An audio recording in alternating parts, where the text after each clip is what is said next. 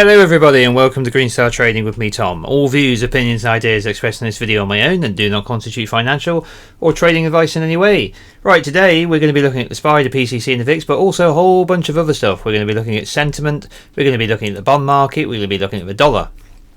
There's a few things I just want to cover today. The reason being is opportunity knocks. Guys, I think this is the low or close to it. And in amongst all of this fear and panic that there is around at the moment, my bullish juices are starting to flow. And yeah, I'm a buyer here. I want to be getting back in here. So we're going to talk about why and all of the different things we can see which lead me to believe this. I think an update of the count probably is what we'll do first, because it's only changed slightly since the primary. I've adopted the alternate now as the primary. I've commented on my previous YouTube video that that was the case. And it's pretty simple, but if you are watching this on YouTube, you've got a bit of an advantage over me, because I always put my videos out a day later on YouTube. If you're a paying patron, you'll get it today, which is the 11th of March, and you'll get it in a few hours time once it's edited. If you're on YouTube, you'll get it a day later, so maybe you'll actually have an advantage over us this time on YouTube, because you'll get to see what happened. I'm filming this before market open. We could still come lower. There's always the possibility of coming lower.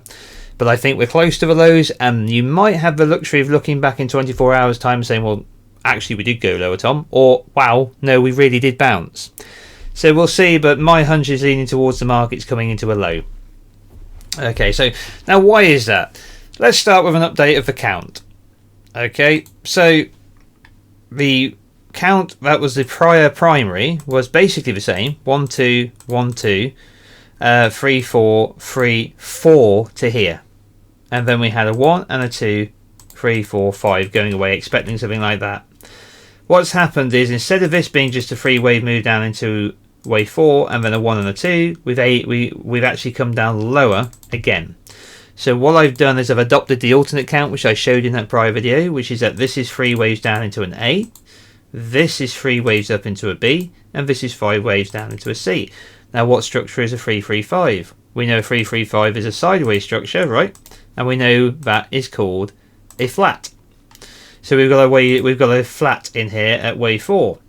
We've retraced to the 23.6% target of the wave 3 at intermediate degree. Touched that yesterday. We've come back to the first method of Elliott's channel placed here.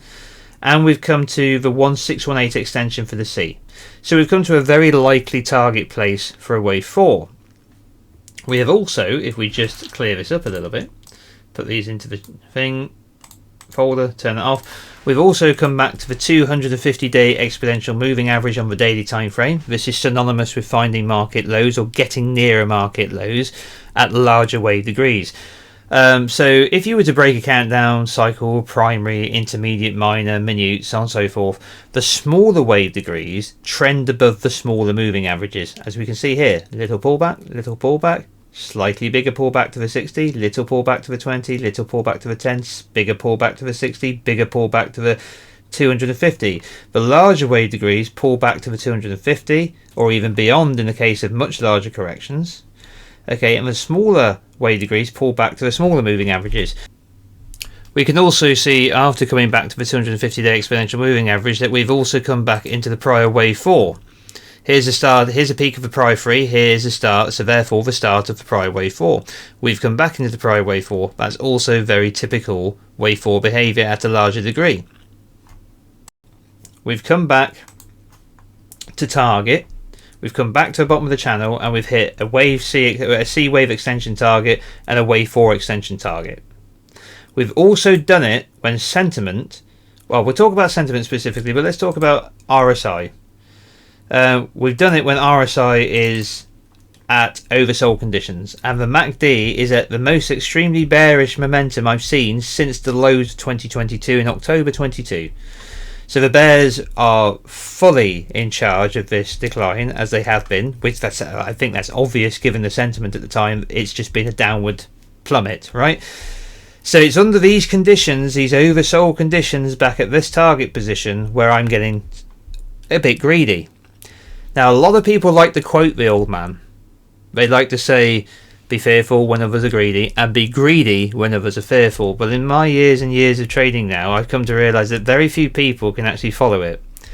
Most people can say it when the market's looking good. They have hard time doing it when the market's looking bad. That's what I mean by this being an opportunity. Now, I could be wrong, okay, but you don't get burnt at the stake for being wrong, okay, and you don't win a gold medal for being right. If your priority is cocking a snook at somebody and saying, nah, nah, nah, nah, nah, universal mocking song, you were wrong, you're in trading for the wrong reason. Okay, we're here to make money. So we identify opportunities when they come, and we manage risk, and that's it. So we manage risk, and now we've identified an opportunity. So now let's package this Elliott wave, updated Elliott wave count, into understanding wave personality and market sentiment. Okay, that's the next thing I want to touch on. So there's the updated count. We've completed or are close to completing wave 4. Once I feel that the 4 is definitely in, I will replace this channel to Elliott's second method using the bottom of the 2 and the 4 to project from the 3 to find the 5. But we can't do that yet because there isn't a daily pivot in place. Like I said, if you're watching this on YouTube, you might have that daily pivot in place. You can go ahead and move the channel yourself before I update you next officially. So I just want to show you something that is available on my Green Star Trading Patreon on the Green Star Education channel on the Discord, and that is this little chart about the idealized Elliott wave progression. Now you can find this in the Elliott wave book by Frost and Pletcher, and basically it talks you through how market sentiment marries up with what we call idealized wave progression. Right, wave personality we call this. Wave 4, which is what I think we're in now, is understood as the surprising disappointment in Elliott wave. Surprising disappointment. I would argue that's exactly where we are. Alright, a lot of people were expecting Trump to come in and the markets to moon. Surprise, disappointment. A lot of people were expecting the United States government to announce they were going to be buying endless amounts of Bitcoin rather than just hodling it. Surprise, disappointment. Right, as far as the idealized Elliott wave progression goes, this is perfect. Right, opportunity. It fits. Now let's go back to the chart for a moment. So here we are again, looking at the exact same picture that we just looked at, but with all the icky, messy price action on the chart. Here's our surprising disappointment. Okay, here's our wave 4. And now we should move higher from here. But there's a few other factors I want to talk about as well. And I think the first thing I want to touch on is, once again, a bit of market sentiment. So, here we are looking at the... Let's just zoom in a little bit on it. There we go. I'll zoom out a little bit so you can see. Here's a picture from the CNN Fear and Greed Index. Okay. And things are getting pretty scary for... the average market participant. We can see that the previous close, this would have been yesterday's close on the 10th, was at 14, and I can't really recall, bar extreme events in our history, I can't really recall many events which get below here. Today's 15, we can see how the prior market low, this is August 5th, 24, was marked by extreme conditions, but we've come even lower. We've come even lower this time. So sentiment is absolutely on the floor. Fear is out of control at the moment. It's under these conditions that markets bottom. They don't top under these conditions. They top under extreme greed. Okay, we're still in an upward trend of higher highs and higher lows. The market's not even down 10% and everyone's shit in the bed. Apart from me, I'm staying cool as a cucumber. But either way, market sentiment's on the floor.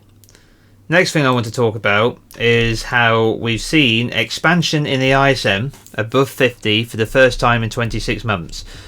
The latter period basically we can see the business cycle peak into the peak of 2021. And then during the entire previous American administration, business cycle's been in decline. And then we've had a period of like 26 months below the 50 bound. Now, coming out into 2025, we've got a month lag of data, obviously, so we won't have this month's data till next month. But we've moved back out of contraction, which is any figure below 50, and we've moved back into expansion, which is any figure above 50.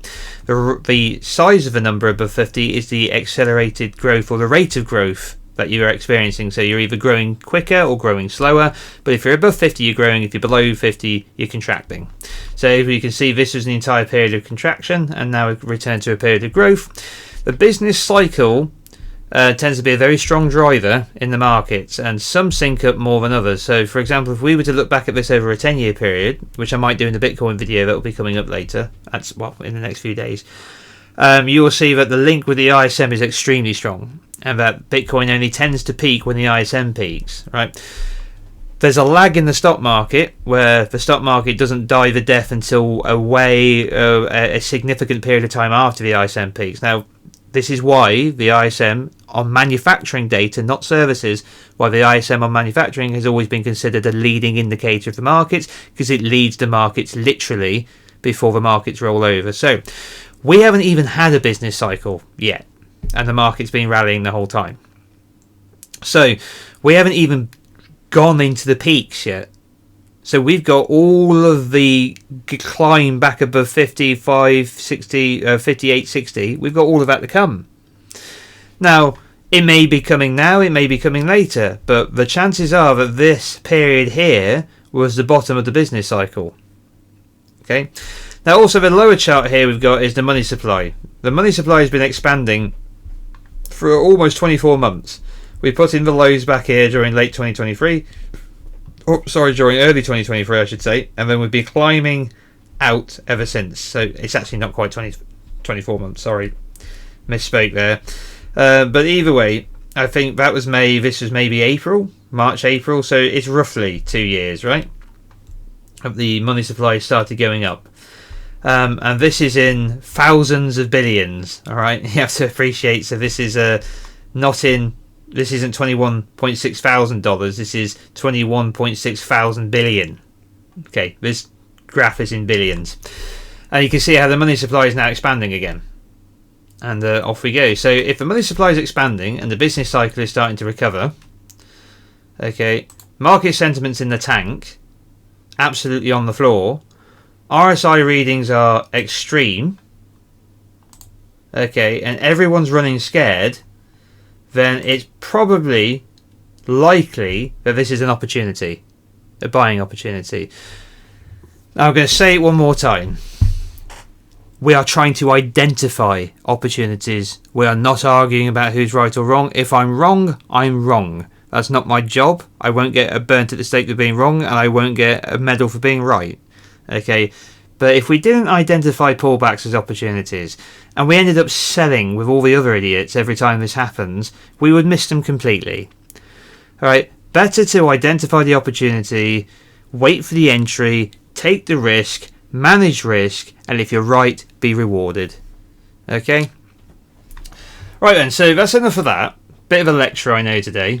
So we're now going to come over and we're going to have a quick look at the bond market, and we're going to have a look at the 20-year ETF TLT first, then we'll come and have a look at the 10-year yield. But one of the things you've got to realise recently is how the correlation or inverse correlation between the dollar and the and TLT at the moment. So we all know that bonds have an inverse correlation between price and yield. Okay, yield go up, price go down, price go up, yield go down. But we're not comparing those things here. We're comparing the price of TLT compared to the dollar, the DXY index. So we can see how they both came down together from the peak here in March 2020. The dollar came crashing down and the TLT came crashing down as well. When we get to the lows in the dollar of May 21, we get to temporary lows where we sync up with the DXY until roughly December 21. At that point, the dollar skyrockets, but TLT collapses. Okay, we then sideways shuffle. You can see the correlation, the inverse correlation becomes much stronger from that point. So dollar up into a peak, TLT down into a trough. TLT up into a peak, dollar down into a trough. Okay, sideways shit, Dollar up into a peak, TLT down into a trough, TLT up into a peak, dollar down into a trough, and so on and so forth. Okay, that inverse correlation is very strong now. We can see dollar down, TLT up. So that's what we can see happening here at the moment when we compare the two. If we just come across now and have a quick look at the 10-year, where did I put that? There it is. Right. So now look at the in sync correlation, as we'd expect, between dollar price and yield on the 10-year. Okay, where we are doing exactly what we'd expect. So 10-year go up, dollar go up, dollar come down, 10-year come down, dollar go up, 10-year go up, dollar down, 10-year blah blah blah blah blah. Right. So dollar come down, 10-year coming down, yields coming down. A weaker dollar, we were just talking about sentiment, alright, but now we're talking structure. Now, a weaker dollar is good for the stock market. A weaker dollar will be good for Bitcoin. Expanding money supply will be good for both, as well as lower yields will be good for both. Okay? And that's what we're seeing now. So when we come across and actually have a look at my dollar chart for a moment, what am I anticipating in the dollar? We need to get this goes all the way back to the GFC. We've been in upward trend since. But this is the long-term channel we've been in since that low in 2009. Okay? Up, back, up, and now back again. And what I think we're dealing with on the smaller time frame here, if I just zoom in, is we are working our way back down to trend, and we have completed a flat pattern. Okay, oh, sorry, it's a zigzag. We've completed a B wave flat, I should say, but we're working on a zigzag. We haven't completed it yet. 5 into an A, then a flat into a B, and now 1 and 2, 1 and 2, 1 and 2, 3 and 4, 3 and 4, 3 and 4 and 5, like that. And we're now coming down in a wave C. So the dollar's weakening, yields are declining. We're getting TLT reversing, doing the inverse. We've got sentiment on the floor. Everyone's terrified. We've come back to target, come back to trend. Business cycles picking up, M2's expanding. We should be finding a market low soon. Okay? I think that's all I really wanted to cover regarding the new material I wanted to go over today. I know it's more than I normally do, but I just feel that there's just an inordinate amount of panic for what is essentially a tiny decline. It's all relative, I suppose. If you're not used to it, it might be a bit scary, but to me it is a... Where are we trading in the pre-market? We're down 8.28%. Okay, we came to a low of 9.46%. It strikes me as an inordinate amount of fear and panic over such a small upset. Right. Now, in other words, it's not the market pricing and the structure or a break of trend which is driving this fear. It's the news cycle. It's the news cycle that's driving this fear.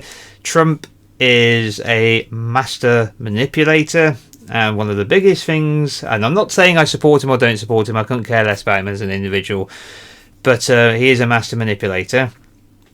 You don't get to where you are in that kind of life unless you are. And the biggest trick he's ever been able to pull off is convincing people he's stupid. Right? Because if you believe he's stupid, all of this can be written off as circumstance.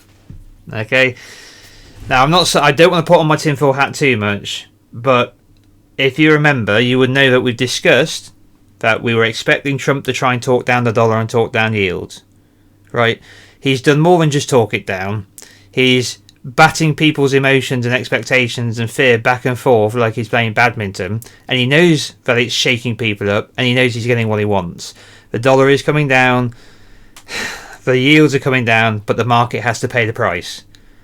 And he even said the other day, don't look at the stock market. So he knows that he's causing pain. Okay? But I feel the real pain, because everything's got a lag, remember guys. All the stuff we're talking about now in the news, the impact of it isn't coming for months yet. When the real correction comes, it will be when we complete that fifth and final wave up. That will be when everything really goes to hell. And that will be when the lag catches up to the economy. So We'll see what happens. Maybe that's a bit of tinfoil hat stuff. I couldn't really care less whether you agree or not. It's just an opinion, right? It's just like my opinion, man. But either way, I feel that this is genuinely an opportunity, and I'm quite excited about it, to be honest. Now, if we move on to PCC and the VIX, so there's very little to talk about here, really, at the end of the day. We started to turn up on the 60 a little bit, and still below the 250. We really do, for the shorter term information we've got going on here, that's useless. We need to put in a smaller term moving average, so we're putting the 10. So we can see how, obviously, more sensitive. We did drive the 10 down into the extreme complacency and bullishness area. Right, this is during January, February. With the put to call ratio. Now, I don't tend to bring this up because obviously it would expand the broader range so much. It makes the chart too noisy and the extremes are more extreme. I'd like to average it down to 60 and 250 because it makes the longer term application of understanding extreme fear and bearishness and extreme complacency within the markets more applicable on the longer term time frame. Here we can see we've come down into this extreme complacency and then we whipped back up to the 250 here with the 10 above the 60, and the 60 is now pointing up. So for the shorter term, we've been heading back towards fear and bearishness, right? Which is what this little correction, I say little, it's relative again, little to me, correction in the stock market has been. Alright, and but in the greater scheme of things, right, that's all it is. It's just a little upset. On the longer term, we are on our way back, just as we whipsaw through all of this, we are on our way back to extreme complacency and bullishness on a longer term time frame, and we're not there yet. Maybe when that fifth wave is in, we'll be there. And that's when I would anticipate all hell to be let loose. But I don't think we're there yet, guys. I don't think we're there yet. Now on the VIX, we've come back to this downward trend line. We may have even just breached it a little bit. Here's one data point here. Here's the other data point here. Here's the breach of the 2024 recession fear. And here's a back test of it again. We had a little peak here as well. We may, if we come down lower and have another several percent sell-off, and you look back at this video and go, oh, Tom was calling it early. I'd rather be early than late. But either way, point being that if it were to continue to sell off, we could expect another spike in the VIX. The VIX has been extremely suppressed regardless of what the market's really been doing. There's a handful of events throughout history where it gets really aggressive, like COVID, the GFC, even the extreme fear which was happening during the August 24 sell-off. We got to 65.73. Overall bearishness and sentiment at the moment, one would expect there to be greater levels of volatility, and there just isn't at the moment. There really isn't. I mean, there could be, if it were to melt down from here, there could be, but there just isn't really that much to write home about at the moment. I'm expecting the next big move up in volatility to be when that market peaks and really starts to sell off nastily later in the year. As and when that comes. But what I'll do in the meantime, rather arrogantly and rather assumptively, is I will put in a peak here for another VIX spike, right? And we'll say potential another VIX spike here, and we'll mark the peak and give it a label. Like I said, I can always delete this if I'm jumping the gun. I might be jumping the gun. There, I'll move that to one side. I'll put that here. What should we call this? What's an appropriate term for what we've been experiencing? Recession fear again, I guess. Actually no, since this has all been about wave personality and sentiment, I'm going to say wave 4 low. There we go. And we'll call it that. And if it's wrong, I'll delete it. But I've just got a feeling that this little VIX spike here, just like these other green spikes, they all have to come high up. Like these spikes back here below the panic line, below 50, right? These spikes here, they've all been markers for the market lows as well. This could be one, and it's not particularly high. It's 29.56, which isn't much to write home about, is it? But either way, we've had a little VIX spike, a little one. Right, but that could be the market though. Right then, so let's come back to the chart and wrap things up and bring back the primary count. Now you might say, well, you haven't discussed an alternate count yet, Tom. Honestly, I don't want to go down that road today. If the market breaks down, we'll talk about it. But I want the focus of today's video, if we sum up now, to be on everything I previously discussed. We've come back to a fib retracement for a fourth wave. We've overlapped the prior fourth wave. We've come to extension targets for a flat pattern. We've reached oversold conditions in the RSI and extreme bearish momentum in the MACD. We've reached extreme fear in terms of market sentiment. We've seen the decline in yields. We've seen the decline in the dollar. We've seen the inverse movement in the TLT picking up. We've seen expansion of the money supply talked about as well, and the business cycle picking up above 50. We've seen a lot of reasons to believe that, given everything we've observed, that we are in or near market lows. Right now, we could come lower, like I said, but that doesn't mean it's game over. We're still in the target box. I've just got a hunch that we may be in the process of bottoming right now. And that means that all of those things I spoke about have still got a fifth and final wave to play out. Even down to the PCC reaching extreme bullishness and extreme complacency, which we're not yet. Okay, down to the VIX spiking properly, which we haven't yet. Down to the business cycle actually coming back into a proper peak, which it hasn't yet. And all these other things having to play out. But like I said before, this is just like my opinion, okay, and nothing more. But for me, this is an opportunity. I'm going to take it, and if I'm wrong, I'll pay the market. That's what managing risk is. Alright then, guys, thank you very much for joining me on this technical analysis of the SPY and the US stock market, a few other things today as well. If you like what you've seen and you're new to the channel, please subscribe, smash the like, hit the little bell notification icon to remain informed of future video releases. And if you're interested in learning Elliott Wave and a bunch of other stuff as well, getting access to a great public Discord with loads of contributors, loads of educational material, early access to videos like this one on YouTube. All the early access goes to Patreon first, and weekly exclusive videos plus occasional live streams and a whole bunch of other content. Feel free to sign up to the Patreon. There's a link in the description box below. And take care of yourselves, guys.